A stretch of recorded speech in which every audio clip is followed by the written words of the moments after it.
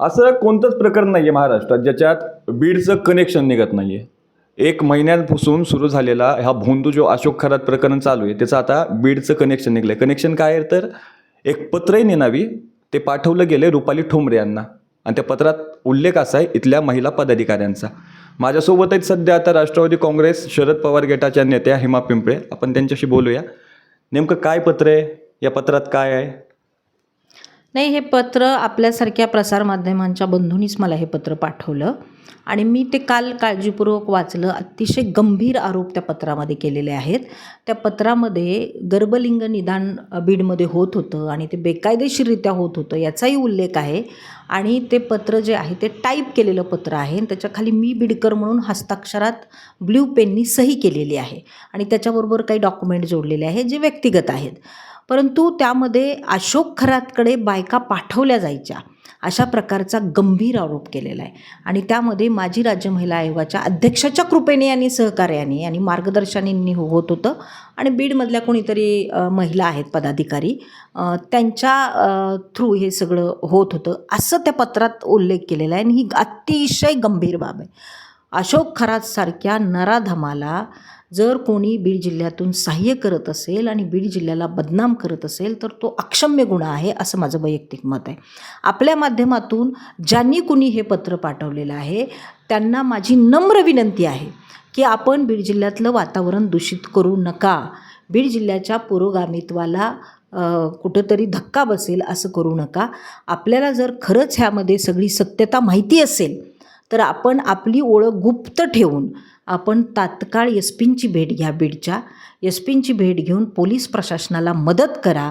आणि जर असं काळं बेरं बीडमध्ये माणुसकीला काळिमा फासणाऱ्या घटना कोणाच्या सहकार्याने होत असतील आणि अशोक खरातसारख्या नराधमाकडे जर पीडिता पाठवल्या जात असतील आणि त्यातल्या पीडिता तुम्हाला माहिती असतील, त्या पीडिता जर तुमच्या संपर्कात असतील तर कृपया करून त्यांची ओळख गुपित ठेवून आपण बीडच्या पोलीस प्रशासनाशी तात्काळ संपर्क साधावा.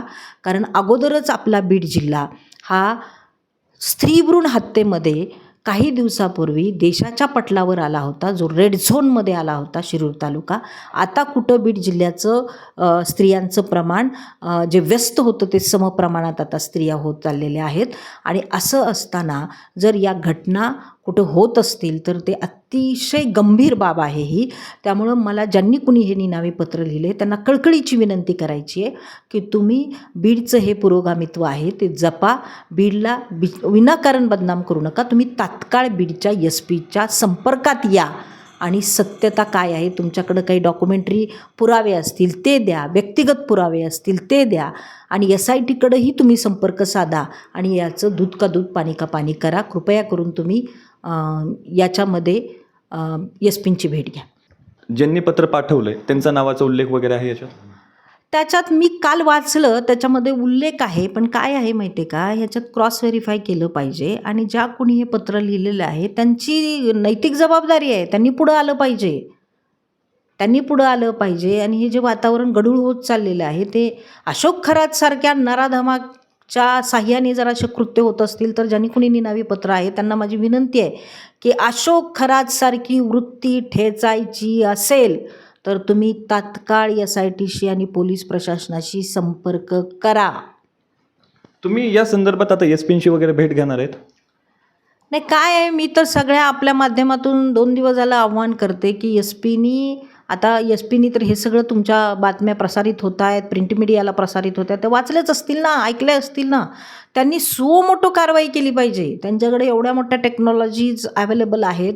त्या टेक्नॉलॉजीच्या माध्यमातून किंवा त्यांच्याकडे गुप्तहेर संघटना असतात, म्हणजे काय त्यांचं जे काही वापरायचं आहे त्यांना ती यंत्रणा त्यांनी वापरून हे पत्र नक्की कुणी लिहिलं आहे, कुणाची सही आहे त्याचं व्हेरिफिकेशन करणं तुमच्या सगळ्या यंत्रणा वापरून आणि त्या व्यक्तीपर्यंत पोचणं हे एसपींचं काम आहे. मी एसपींना आपल्या माध्यमातून पण विनंती करते, कृपया याच्यामध्ये गांभीर्याने दखल घ्या या पत्राची आणि आपण याचा तपासाला लागा. पोलीस प्रशासन तपासाला लागा आणि SITची आपण मदत घ्या.